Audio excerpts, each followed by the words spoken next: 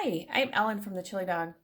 I'm almost done with a Ready, Set, Go sock, and all I have left to do is graft the stitches at the toe of the sock. This is a perfect opportunity to demonstrate the Kitchener stitch in a way that's hopefully unforgettable. First, some grafting basics. The Kitchener stitch is used to seamlessly join live stitches that are worked in stockinette stitch. It's often used to close the toe of socks that have been worked from the top down, like this, but it can be used in other situations as well. When grafting, your stitches are equally divided onto 2 needles, and grafting is done with the yarn tail, and it's worked from the right to the left, just like when we knit our stitches. As we graft, we work in alternating pairs. So first 2 stitches on the front needle, 2 on the back, 2 on the front, 2 on the back, and so on. Let's get started.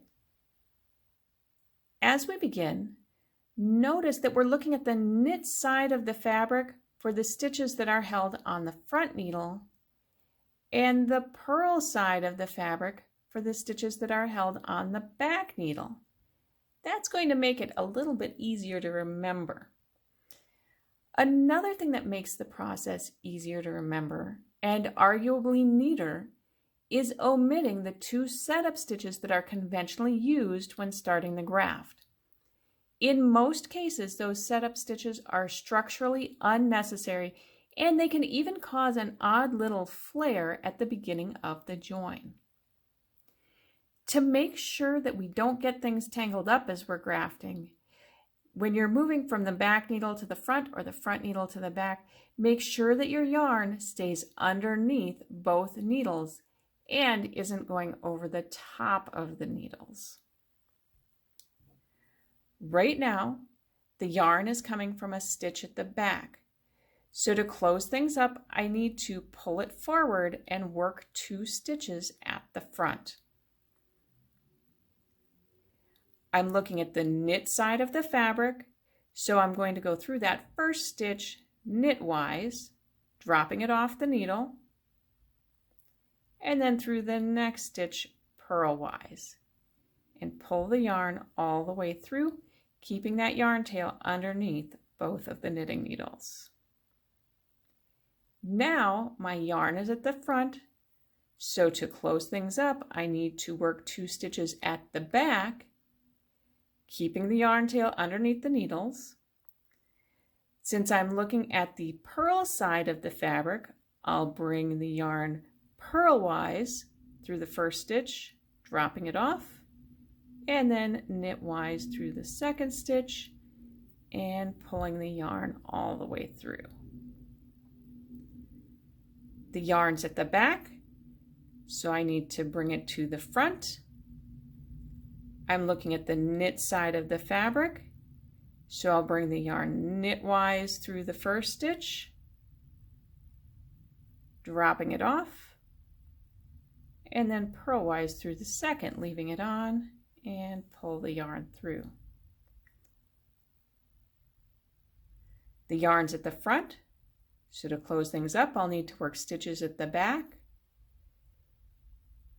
I'm looking at the purl side of the fabric, so I come purlwise through the first stitch, dropping it off, and then knitwise through the second, leaving it on, and pull the yarn through.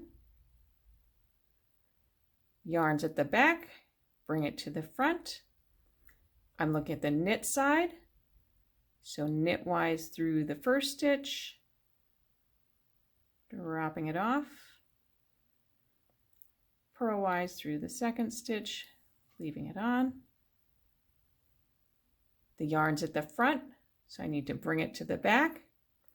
I'm looking at the purl side of the stitches, so I'll bring the yarn through purlwise through the first stitch, dropping it off, and knitwise through the second.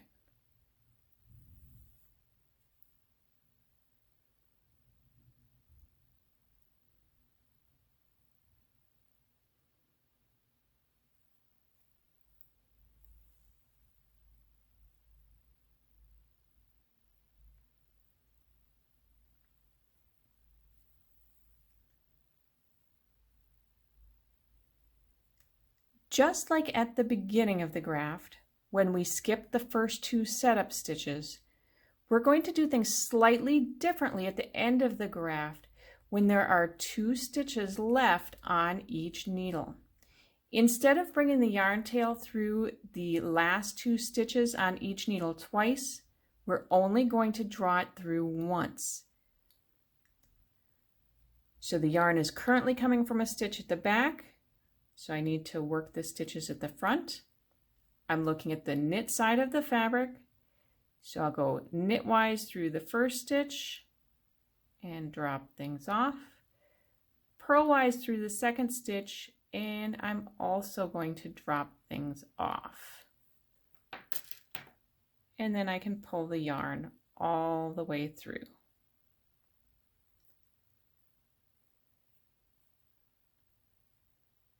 Now I'm looking at the purl side of the fabric, so I'm going to bring the yarn tail purlwise through the first stitch and drop it off, and knitwise through the second stitch and also drop it off, and then pull the yarn through. When the graft is complete, the yarn tail can be pulled through to the wrong side of your stitches.